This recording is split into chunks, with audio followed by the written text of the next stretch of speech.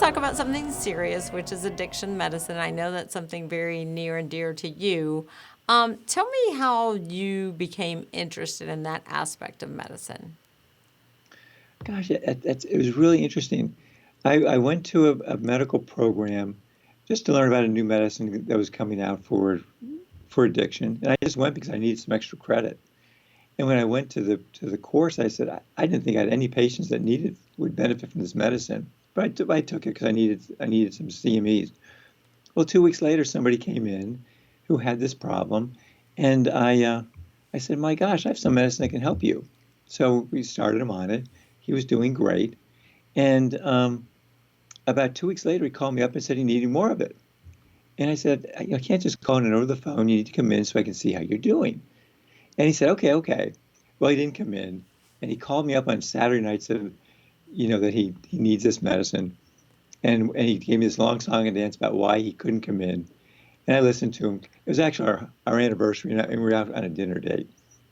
And I said, "Dan, you're lying. You're a liar." And he started laughing. I know. And that was my first real introduction to it. And from then on, it's like, how can you not love somebody who really realizes that they really have a problem and they really can't tell the truth? Right. And But there's a then, lot that goes with that. And there's a lot of lying and deception that goes with addiction. And then I think a lot of guilt and shame that makes recovery probably even harder. there is a lot of line, and the line is exactly right because the shame that goes along with it. And that's probably one of the hardest things with addiction is just, when you've done something wrong, you feel guilty and you feel bad. But when you feel shame, that's when you feel that I'm bad and that there's something wrong with me.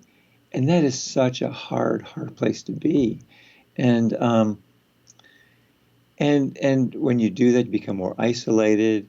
The shame gets deeper, and it's just a horrible place.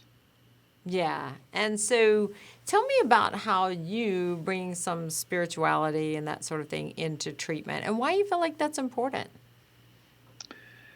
Well, what happens is a lot of times you feel like you take you take a drug, whatever it is, and you feel better.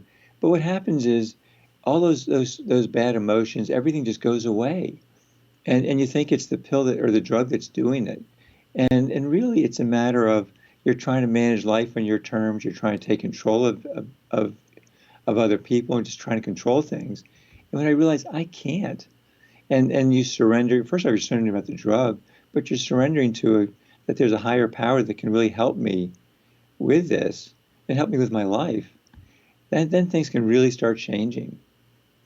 Yeah. And so you feel like, and have you really seen that in your practice? Have you seen that incorporating that spiritual element makes a difference? Oh, absolutely. But we're all in a different path, and we all go different, in different paces, and you absolutely see it. And sometimes people go faster, sometimes they don't. And that's what we're here for, to walk along with them through this whole journey. But it truly, truly makes a difference. And patients that come in because they want to get off their drug or whatever it is they're addicted to, and I want to help them do that. But really, I want to help them get a life. How can they be the man or the woman that they want to be, the husband, the wife, the father, the son? Just really be the person. And that's the gift of this whole thing. And that's what my hope is.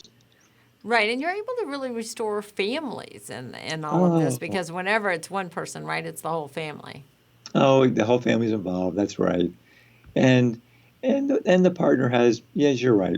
Everybody is involved, Yeah. and everybody can recover. Yeah. Well, and you've seen some really good recoveries in over the years? Oh, absolutely. Oh, yes. And that's why I love to do this and love to be part of that. Yeah. Hmm. Well, that's It's wonderful. Yeah, I can tell you get very, like very upbeat when you talk about it, which is something you don't always see when people talk about addiction. But I think your attitude that you can really help people and there is hope and that kind of thing is very uplifting. well, that's what patients, that's what they need because they really, when they come in, they're so discouraged, so beaten down, and they really don't have that.